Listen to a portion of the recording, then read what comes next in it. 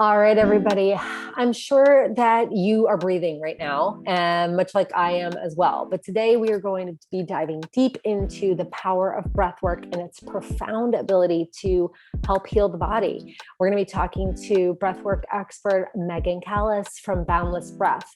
And she's going to teach us that our breath is far more powerful than we realize. Our breath impacts our sleep, our digestion, our heart rate, our blood pressure, immunity, our cognitive capacity, and so much more. Yet most of us don't really breathe all that optimally. So I invite you to put your earbuds in and listen along, or even hop on over to YouTube so that you can watch our breath work in action for today's episode of the Mindrise podcast.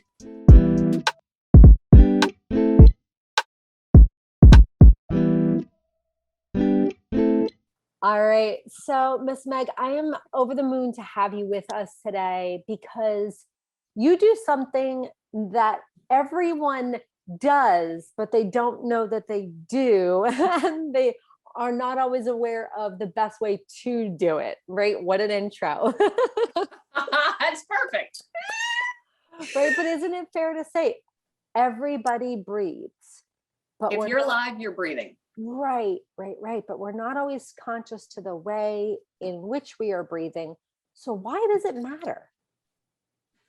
Excellent question. And it's really fascinating because when I started this work and talked to people about breath work, a lot of people are like, well, I breathe. So why do I need to shift it? So long as I'm breathing, I seem to be doing okay. Well, it does matter. And the rate at which you breathe and how you breathe, and whether you're breathing through your nose or your mouth or your chest and or your diaphragm, or fast or slow, impacts how we feel. And so if you think about it this way, what happens when you're stressed? When you're stressed, your breath becomes shallow and fast, and you're more often than not breathing through your mouth, or you're not breathing at all. You're pausing your breath. And that has physiological repercussions. That speeds up your heart rate. That increases your blood pressure. That has true mechanisms that make our body feel anxious and stressed. And so if that happens when we're stressed, the opposite can be true too, where if we shift the way we breathe, we can actually make ourselves feel calmer and less anxious and more stable. Which is so important. So with your business, Boundless Breath, it's not only that you're helping people to find states of calm, but also learn how to repair the body. Yes, absolutely. And so it's actually, and there are different breathing techniques for different goals. So if your goal happens to be reduction of chronic pain, we're going to target a different type of breath than if your goal is endurance and strengthening your system so that you can run faster, better, marathon time shifting, et cetera. Or if your goal is decreasing blood pressure, that also is going to be a different type of breathing, because we're looking at different mechanisms of breath. And there is a neurology to this. There's a neuro component. So understanding the brain, the areas of the brain that are most active during inhalations or exhalations or forced inhalations or forced exhalations actually help us understand, okay, if we breathe a certain way, our body will respond certain ways. That's really very interesting because I think that we could all get on board of saying like, oh yeah, when I'm running, I breathe in my nose and out my mouth and prevent a cramp. But I don't think that at least I haven't wrapped my head around that there are different types of breathing for different situations. I mean, in the moments and I've practiced yoga for, oh gosh, more than 20 years now. Mm-hmm. And that certainly makes me an expert on nothing whatsoever at all. But I want to say, I think that being in class and they invite you to pay attention to your breath, there are moments when I realize, oh, I'm not really fully expanding my chest and filling my lungs. I'm kind of breathing almost on this top half. Yes. Chest and neck. Yes. Yeah. Right there. And I can also correlate that sometimes just in that moment of awareness, right? With, oh, well, when I'm really stressed, I'm like, you know, that's more exaggerated than what it really is. No, but it's similar in the sense that when you're stressed, Yeah. again, you're going to feel that up here versus down low. And if you don't mind me interrupt and just, so I think there is this misperception, and unfortunately, sometimes yoga has a tendency to aid in this misconception, and yoga is wonderful, and breathwork techniques, my God, there are over 400 different ones out there. So each one is going to serve in different ways. But there's this misconception that is the inhalation that we need to calm ourselves, that we need these big, deep inhales, when it's actually the opposite is true.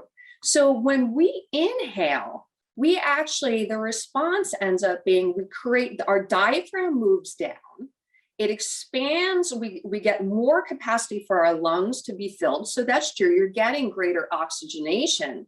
But on the flip side, you're also telling your brain, I need to speed my heart rate up. There's a system that takes place.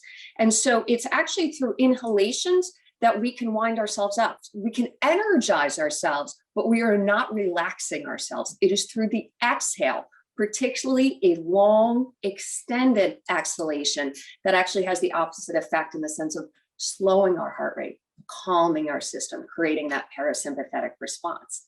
And so I think that's one of the biggest misnomers out there, or misconceptions, is yes, when I'm stressed, take that deep breath. No, take that long, deep exhalation. And once again, it goes to show different breathing techniques have different indications. In the morning, yeah, take that deep breath in, energize yourself, bring yourself to life. But if you're feeling stressed, long exhale.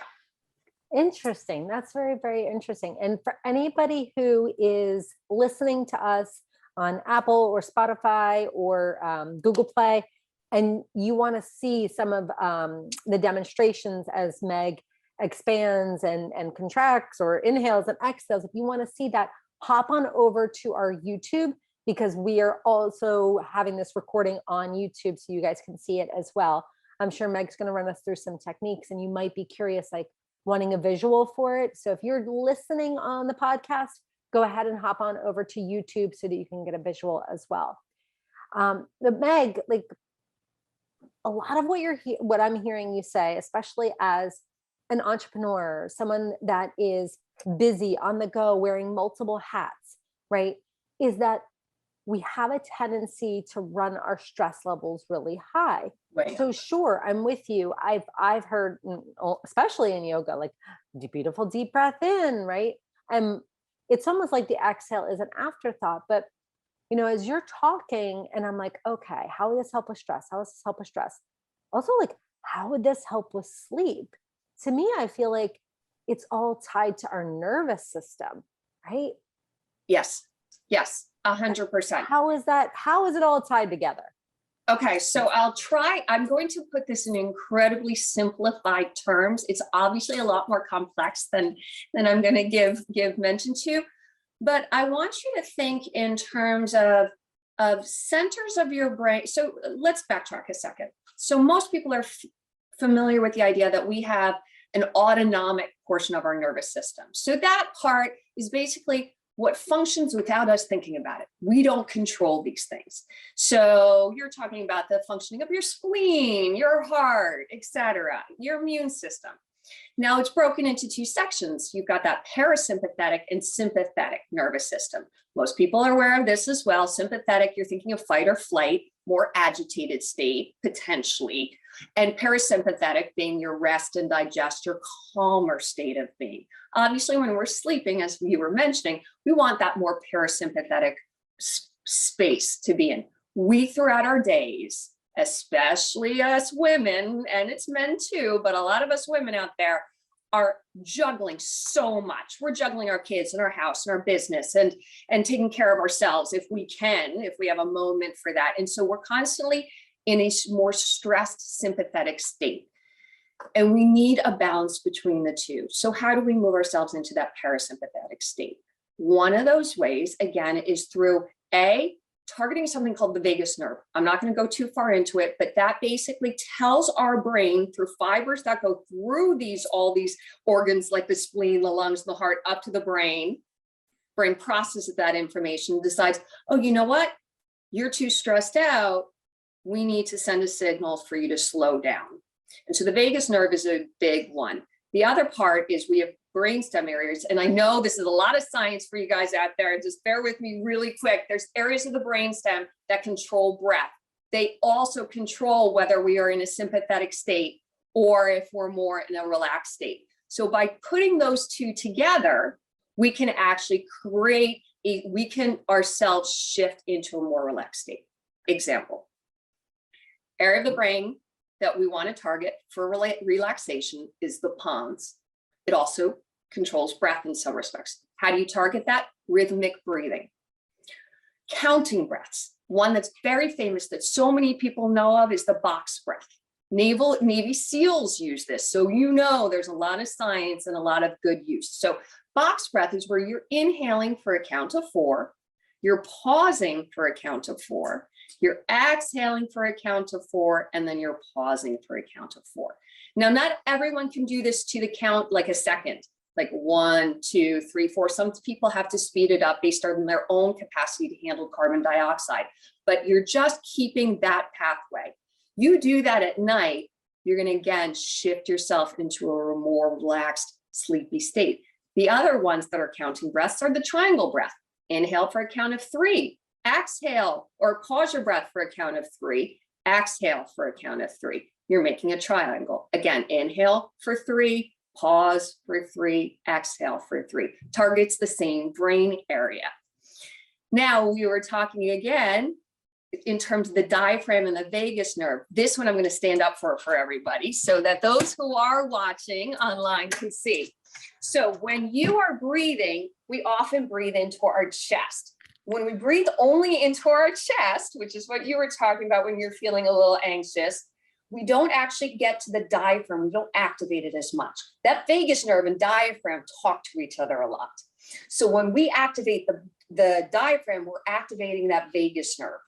So we do that by breathing more into our bellies, less into our chest, but it's beyond just belly. It's 3-dimensional. It's also breathing into our sides. It's also breathing into our back.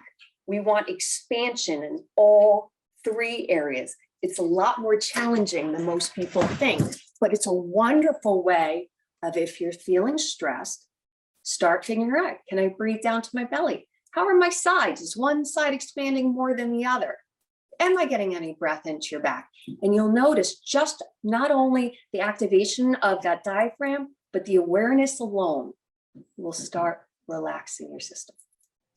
That's so interesting. So Meg, for people who are saying like, oh, okay, like I'm going to start this box breath, or I'm going to start this triangle breath. Is this something that it takes years to master? Is it something that you've got to do it 3 times a day? I mean, I think that, you know, for any of us who are just like, is this like flossing? I have to do it in the morning and I have to do it at night, right? So how do we actually start to, and of course, I would love for you to like really run us through, you know, something like a small breathing exercise, but how do you get started, and what does developing a breathwork practice even look like? A breathwork practice is going to vary from person to person, obviously. So ultimately, I like the idea of adding a practice 3 times a day if you can. And there's different components of breathwork. There's a practice that you want to bring into your regular daily routine. And then there are also breathwork drills, so to speak, to do in the moment when you are seriously stressed out and can't just be like, hey, give me a second, I gotta go over to my yoga mat and take some breaths. So I want to run through those as well. But going back to the idea of a breathwork practice, I think the best time to start working on your breath is actually right before you go to bed. Because that's a good time, especially when you're trying to move into this more parasympathetic, relaxed state, which is more exhalation based. Because of it's a good time to slow your system. It's time to put down the phone. It's time to put down the tablets and focus in on your own self.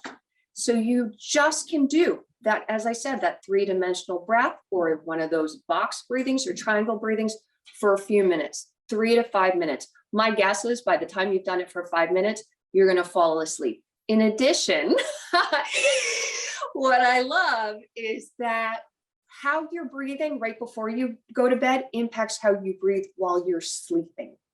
So you can actually help address some of the dysfunctions of breath at nighttime impacting your sleep. And then the other times to do breath work is right when you wake up in the morning. Again, do 3 to 5 breaths, whatever serves you, whether it's that 3-dimensional, a box, a more inhalation-based breath. And then again, midday, lunchtime, or just when you're coming home from work, something again to help decompress and basically reset your nervous system. Now, going back, if you don't mind, I want to talk to you about the one breath that the two actually, that are so good in the moment. Do you mind doing it with me? Give it to us. Give it to us. Okay. I'm here. All right, beautiful. Now, this is a breath that was developed and did a lot of research. Is neurologically based. And Jack Feldman, who you can look up, he's from UCLA, he's a neurobiologist, as well as Andrew Huberman, who has his own podcast and also a neurobiologist out of Stanford, have done a lot of research on this breath. Now, just because there's research doesn't mean it benefits, but for this one, I love because it's so fast acting. So what it is, it's an inhalation through your nose, and then followed by yet another inhalation. Harder, of course, that second inhalation, and then a deep, long exhalation through the mouth. So for people to remember it, I put a little visual to it. So I want you to imagine that you have the most glorious, beautiful, non-allergenic, but best smelling flower in the whole wide world right in front of you. And you have that flower and you smell it. And you smell it in. And it smells so good, you decide to take yet another inhale. And then you breathe it all out. And you do it again. Inhale. Inhale. Long exhale. And 2 more times. Inhale. Inhale. Long exhale. And inhale. Inhale. Long exhale. And just by doing that alone, you slow down your heart rate. And it only takes about 3 breaths to do it. So that's called the physiological sigh, a really great real-time breathing drill to do anywhere, anytime. The other one is almost the same, and that's just in through the nose, and then the longest exhalation you can make, but do it through pursed lips, as if you've got a straw in your mouth. And so it's inhale through the nose, and then a long, slightly blocked exhalation. And that actually helps you build up carbon dioxide, which, interestingly enough, helps calm you. Interesting. Yeah, I think that for many of us, like, we want to access the breath, right? Once we got past the fact that we're like, I'm breathing, what's so important about it? But I think we want to access the breath because we're all looking to achieve a state of calm. And most of us just feel on from the time that we wake up to the time that we go to sleep, and in demand. So sometimes that could fry out our nervous system, where we're just like, and our heart rate's always going. So I like that opportunity to reset. So Meg, as I was even practicing it along with you, what I'm curious about is, like, does it matter whether your eyes are open or closed? Is it best to have like kind of a soft gaze, or just none at all? Or is it user preference? That is an absolutely wonderful question, because it actually does matter. Believe it or not, when our eyes are focused in, when they converge as if we're reading, so we've got our little iPad in front of us, or our phone, or even a book in front of us, and we're converged, that actually increases sympathetic activity. So remember that parasympathetic being restful and the sympathetic being more activated. You do that, you're activating and up regulating your system. So when you're doing these breathing techniques, I recommend either, again, that soft gaze, or a gaze where you're actually trying to think of your eyes moving, diverging, moving into the periphery. So your eyes are more focused on the edges versus down.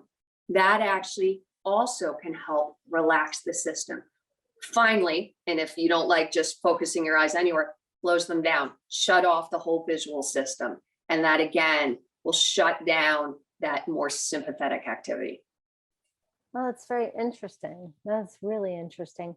I think that, maybe when we close down one sense, like our body can actually listen to the other senses that are being called upon. And that's one of the beauties about breath, not that breath is a sense, but it forces us, especially if we do a breathing count or something we're really focused on, it makes us pause. We're constantly in this cycle of massive activity and monkey brain and signaling. And our breath obviously reflects that. It's fast, it's monkeyish, it's moving quickly. When we pause and quiet ourselves and focus on the breath, it automatically creates that more relaxed space. So in some respects, it almost doesn't matter how you breathe. It matters paying attention to your breath. Focus on what's happening within. Right. So when we think about, paying attention to our breath and focusing on what's happening within, and we're saying, okay, it's helping with our heart rate, it's helping with our blood pressure, it's certainly helping with our anxiety, even access to sleep. What about with our brain fog? Because I certainly know that, like, when I've got so many tabs open in my brain, it can feel foggy in there. Yes. And again, love your questions. They're so on target, because believe it or not, how we breathe impacts how much blood flows to the brain and how much oxygen reaches our brain. So when we're breathing heavily, that fast, stressed breath, it may seem as if you're actually getting more oxygen. That oxygen actually doesn't get a chance to get up and flow into the tissues and into the brain. Because when we're breathing quickly and actually getting almost too much oxygen in our system, our red blood cells hold on to that. And so instead of letting that oxygen actually come off of the blood, out of the blood into the tissues and organs, it hugs on. It's the exhalation that allows that oxygen to be distributed. In addition, through that longer exhalation, you can actually open up, increase, sort of, instead of a dilation, you're increasing the space within that blood vessel. And so more blood can actually get into your brain, and therefore more oxygen can get into your brain. So breathing absolutely affects cognitive function. Now there's a second side to this. So obviously, if you want to have more, blood flow to the brain and more capacity to think well, I like the idea of an exhalation. However, if you're starting to get sleepy, and I know myself, in the afternoon, I go into a total slump. And so in those situations, instead of increasing your exhalation, which might make you even a little bit more sleepy, you want to activate your system. So I love, and this is where yoga does come in that tradition, things like bellows breath. So a shorter, faster inhalation.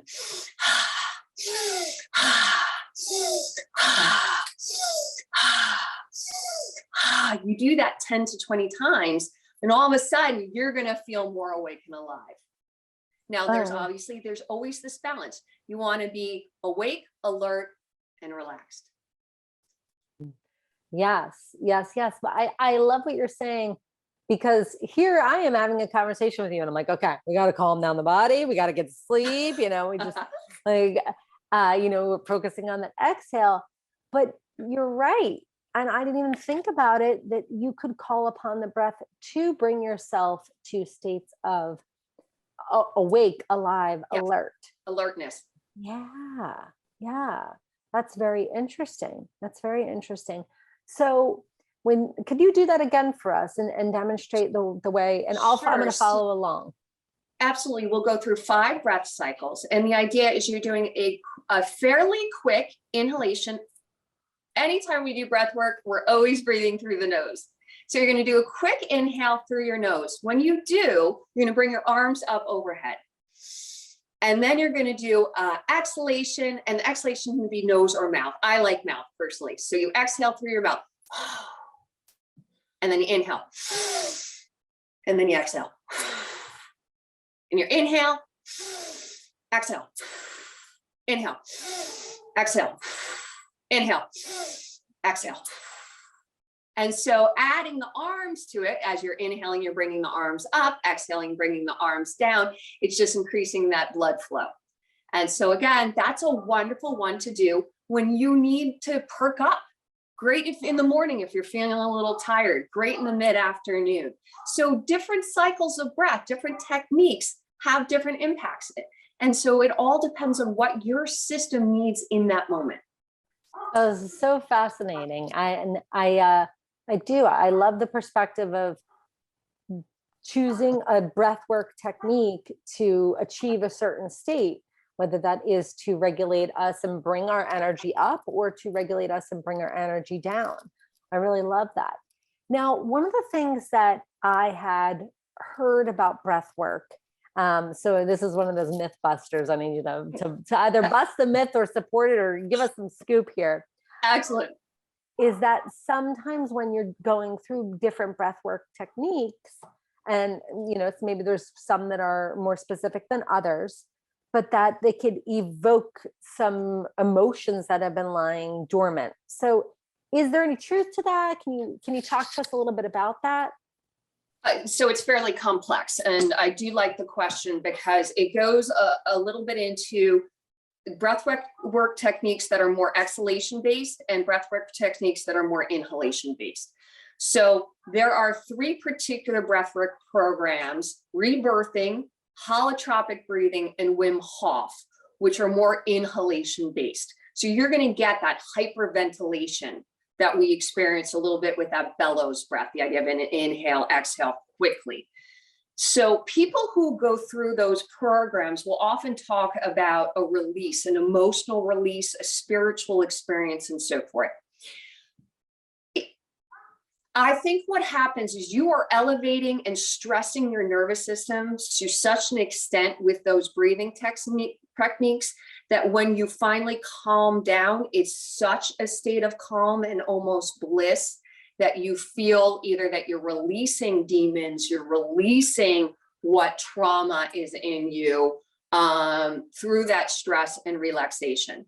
So yes, that's one theory. The other theory, if you talk to other practitioners, particularly those who are more exhalation based, is that what's happening in that experience is that you actually have decreased blood flow to the brain so significantly. Again, you can actually decrease blood flow to the brain by about 40% through that inhalation, exhalation, fast-paced breathing, so that you're actually cognitively not functioning as well.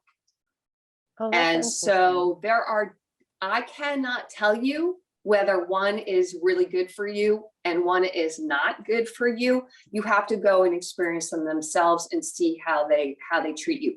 I'd be inclined to say that anyone who's already in a chronically stressed state is unlikely to be very well served by an inhalation-based program.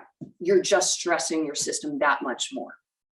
I can, Meg, I can definitely attest to that, because I remember there being parts of and again, I'm practicing yoga for 20 years and doesn't make me an expert, but there's definitely been times when we would be doing a pranayama breathing technique.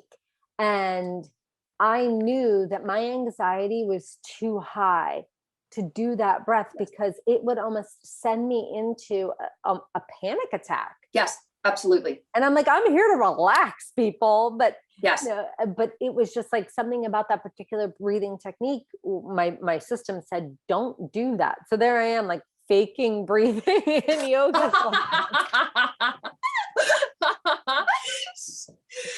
Funny what we do in these situations. Right. I think the key is listening to your body. And that's what a lot of this is about. Again, you're going within and focusing on how, for example, breath makes you feel. How does that rapid breath make you feel? Is it making you feel energized, or is it making you feel more anxious? Afterwards, are you feeling calmer, or are you continuing that state of alertness and arousal and stress? So it's so critically important for each person in each breathwork practice to determine for themselves if it serves. Again, I have a feeling, and I'm one, again, I'm a type A. I have a tendency to be on the run and on the go all the time. So I am definitely more in that chronic stress state. Anything that is fast, shallow breathing does not serve me. More exhalation, longer exhalations, more coherence breath, where it's a longer, deeper, slower, quieter breath. Quiets my system. Right. Well, even when you had us raising our arms up and bringing them down, like my system was like, okay, cool, I could do that for alertness.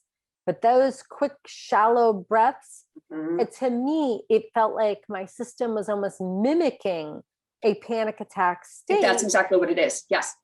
So it was, and it's familiar with that. It's panic attacks are something I've navigated for years. And so it was just too familiar of water that that's why I'm like faking it in yoga class, because I just knew that for my system, my breath didn't want to do that.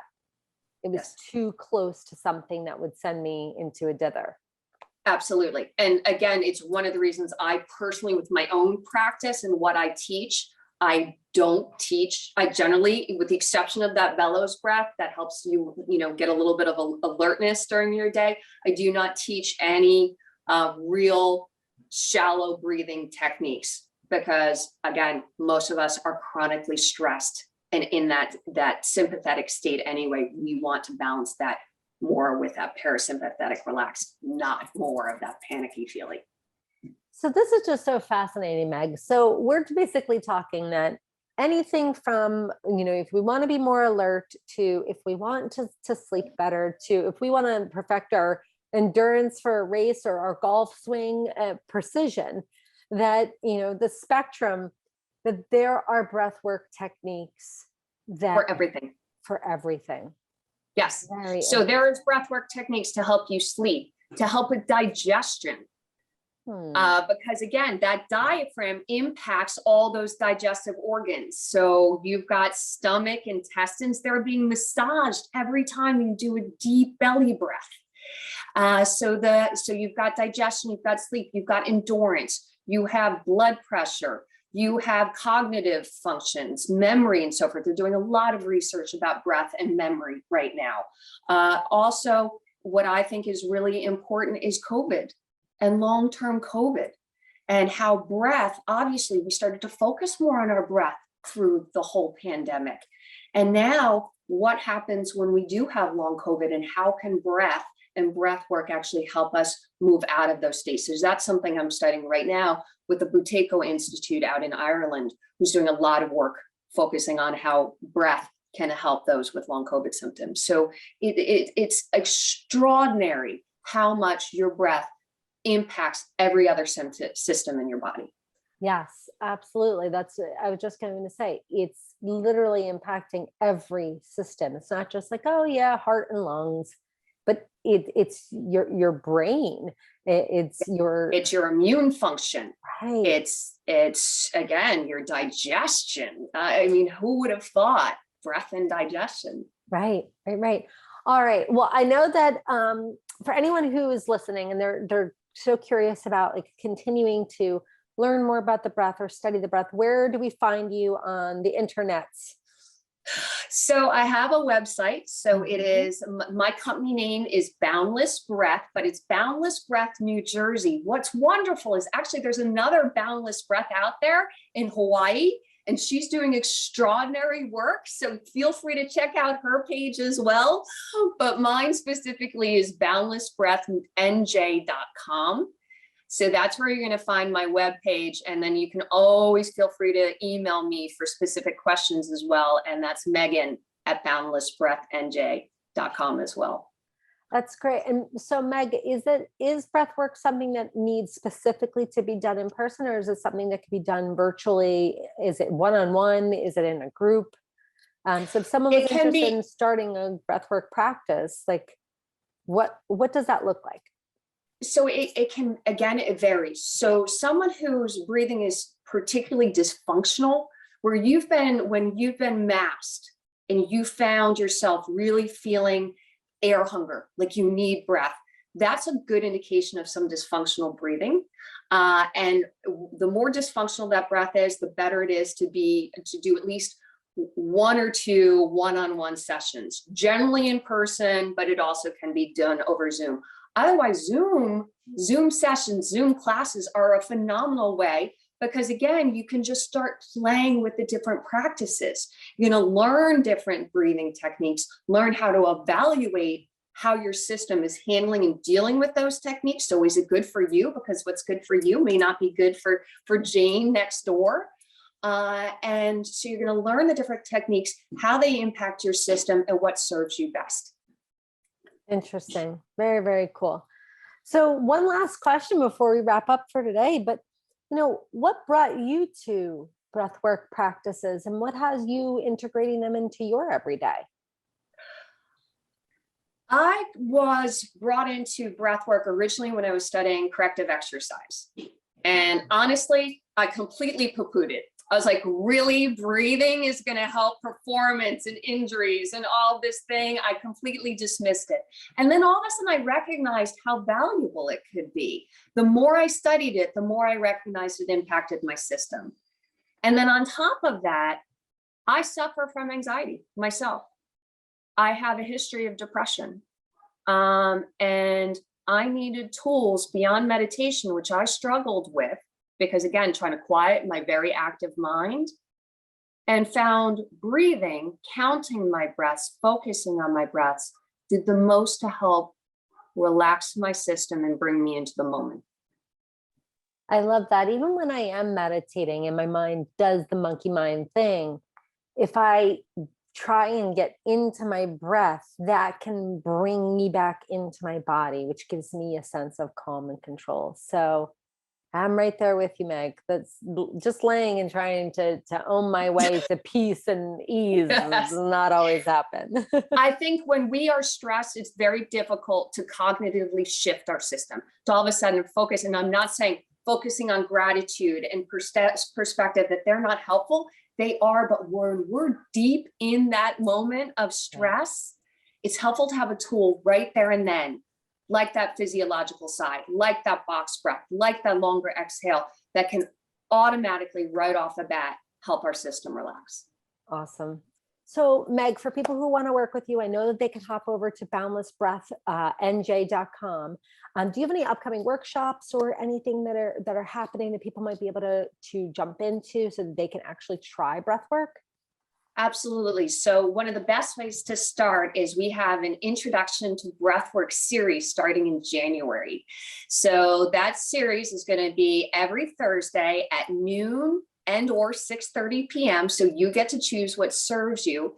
It's in person as well as available on Zoom, and it's recorded. So if you happen to miss a session, you can't schedule it in, you're going to have it available to you later on. It's a great way to start learning breathwork, learning how breathwork serves, and we're offering it at a discount through the holidays, so you can give it as a gift to friends. Awesome. Awesome. So anybody who's curious about that, you guys can check out in the notes. We'll make sure that we have a link in the notes so that you can sign up. I'm right there with you, because I think that, yes, I could say like, oh, I'll start a breathwork practice. This seems to be a good idea. But without the commitment to something consistent to like get me started and to be that catalyst, I'll tell you, you could call me next week and I'll probably be like, I totally forgot about breathing. Sounds like a good idea. Let me try again. True. What's nice with this is, again, even as you get busier through the holidays and so forth, it gives you something to look forward to and something that's recorded so you can use those tools forever and ever. I love it. I love it. Awesome. So Intro to Breathwork, that's coming up in January with Boundless Breath, with Miss Megan, and you guys definitely check it out. Meg, thank you so much for joining us today. Definitely go and check her out at boundlessbreathnj.com. We're going to make sure that we have all of Meg's contact information in our show notes. And if you have questions about breath, she's the girl to go to. So thanks for being with us today, Meg. Thank you so much for having me. It's been such a pleasure.